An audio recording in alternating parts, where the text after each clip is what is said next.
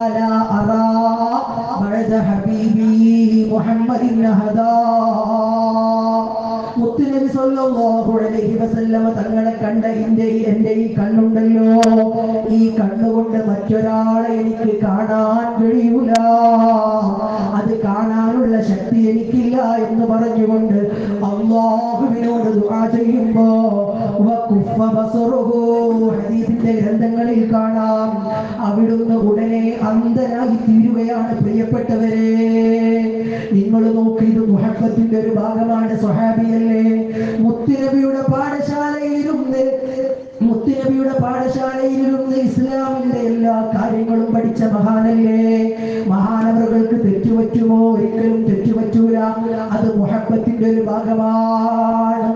ആ ചെയ്തത് ശരിയല്ല എന്ന് നമുക്ക് പറയാൻ കഴിയോ? അതും കഴിയൂല.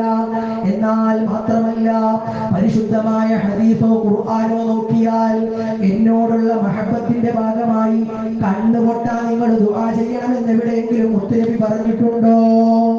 എവിടെയെങ്കിലും മുത്തുനബി തങ്ങളത് പറഞ്ഞിട്ടുണ്ടോ? ഇല്ല, ഒരിക്കലും പറഞ്ഞിട്ടില്ല. അപ്പൊ എന്റെ പ്രിയപ്പെട്ടവരെ, സ്നേഹത്തിന് അതിർവരമ്പുകളില്ല. എങ്ങനെയൊക്കെ സ്നേഹിക്കാൻ കഴിയുമോ അങ്ങനെയൊക്കെ നമ്മൾ സ്നേഹിക്കണം. ബിലാൽ തങ്ങളുടെ ചരിത്രമറിയില്ലേ? മദീനയിൽ നിന്ന് ഹബീബായ മുത്തുനബി തങ്ങൾ വഫാത്തായതിനു ശേഷം മക്കയിൽ നിന്ന് ബഹുമാനപ്പെട്ട ബിലാൽ തങ്ങൾ നാട് വിട്ട ചരിത്രം നമുക്കറിയാം.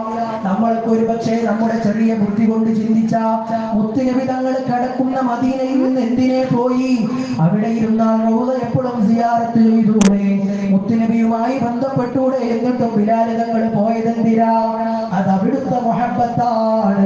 അതുകൊണ്ട് നമ്മൾ നല്ല നിലയിൽ എങ്ങനെയൊക്കെ റബീഉൽ അവ്വൽ വരുമ്പോ എങ്ങനെയൊക്കെ മുത്തുനബിയെ സ്നേഹിക്കാൻ കഴിയുമോ, എങ്ങനെയൊക്കെ മുത്തുനബിയെ നമുക്ക് ആദരിക്കാൻ കഴിയുമോ, അവിടുത്തെ എങ്ങനെയൊക്കെ ബഹുമാനിക്കാൻ കഴിയുമോ, അതൊക്കെ നമ്മൾ ചെയ്യണം കേട്ടോ.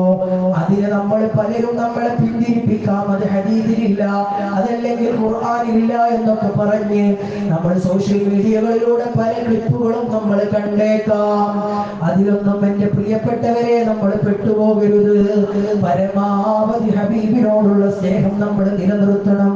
നാളെ ആഖിറത്തിൽ ചൊല്ലുമ്പോ ഹബീബായ മുത്തുനബി സല്ലല്ലാഹു അലൈഹി വസല്ലമ തങ്ങളുടെ വലതുഭാഗത്ത് സിദ്ദീഖ് തങ്ങൾ നിൽക്കും, ഇടതുഭാഗത്ത് ഉമർ തങ്ങൾ നിൽക്കും. അവിടുത്തെ വലതും ഇടതും ബാക്കിലും എല്ലാ ഭാഗത്തും സഹാബികൾ മുഴുവനും നിൽക്കും. അവിടുത്തെ ചെരുപ്പിന് ഖിദ്മത്തെടുത്ത അബ്ദുല്ലാഹി ഇബ്നു മസ്ഊദ് റളിയല്ലാഹു അൻഹു അവിടുത്തെ ചെരുപ്പെടുക്കാൻ പിന്നാലെ നടക്കും. ഈ സമയത്ത് ഒന്നുമല്ലാത്ത നമുക്ക് വല്ല സ്ഥാനമുണ്ടോ? പ്രിയപ്പെട്ടവരെ, എങ്ങനെയെങ്കിലും ആ മഹാന്മാരുടെ കാലിനടിയിലെ ഒരു ചെറിയ മണ്ഡലിയായി നമുക്ക് സ്വർഗത്തിലെത്തണം. അല്ലാഹു നമുക്കതിന് തൗഫീഖ് തരട്ടെ. അവസാനിപ്പിക്കുകയാണ്.